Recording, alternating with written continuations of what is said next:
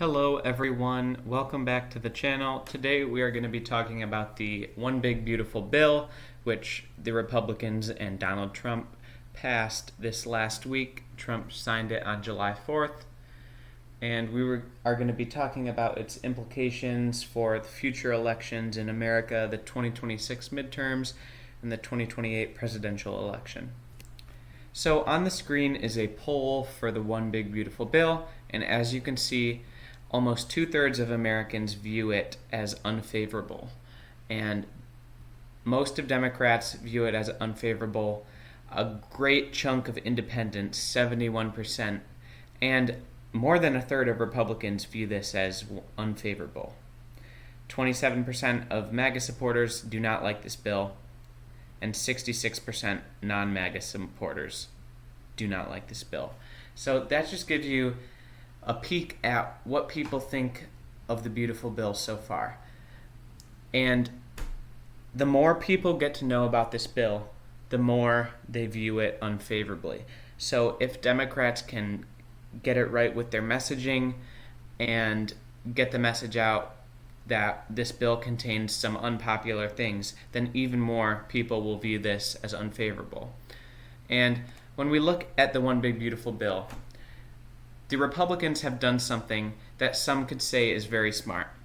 Many of the unpopular provisions, like the Medicaid cuts and the changes in the Affordable Care Act, the food stamps, and work requirements for Medicaid, all of that stuff does not take into effect until after the midterms. Some of it in 2026, 2027, and some of it even in 2028, almost after the 2028 general election. So the Republicans are trying to push back a lot of the negativity on this bill until after the midterm elections. But Democrats are going to try to get the word out on this bill that it will go into effect after the midterms, so you need to vote in the midterms for Democrats. And I think if we see the Democrats do very well at messaging with this bill, the map right now is the 2024 House results, and the Republicans were about +2 in the 2024 election. And so if we can see something like Democrat +3, we would shift this map by 5 points to the left, and you would see Democrats with 230 seats in the House, which is a lot more than they've had in the past decade. And so if Democrats can get their messaging right on this, you could potentially see them flipping 20 seats in the House. And in 2018, the environment was D+8 at a Trump midterm. And if we see something similar like that again, we would shift this another 5 points to the left, and Democrats would pick up 8 more seats. I do not think it's likely that the Democrats get that many, but I think the Democrats have a good shot at getting a number like 230, 235, somewhere near their level of seats in the 2018 midterms, because if the Democrats get their messaging right and there's lots of backlash against Trump, then they will be able to capitalize on that and gain a lot of seats in the House, similar to 2018.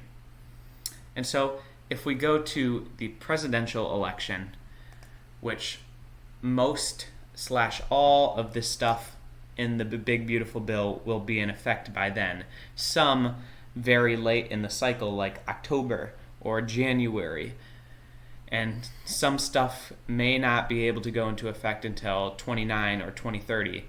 And so we will see probably more backlash to Trump in this election than the midterms, because most of the stuff in the One Big Beautiful Bill will have gone into effect. And so if we see a shift like in 2024, Republicans won by 2 percentage points, if we can have a margin like where the Democrats +3, we can shift the presidential map by 5 points, and that gives the Democrats 308 votes, which is a very likely possibility. And this could be a defining election to see where the country goes. And I think there's going to be lots of backlash on this bill and the Trump administration, so this could be a real game changer.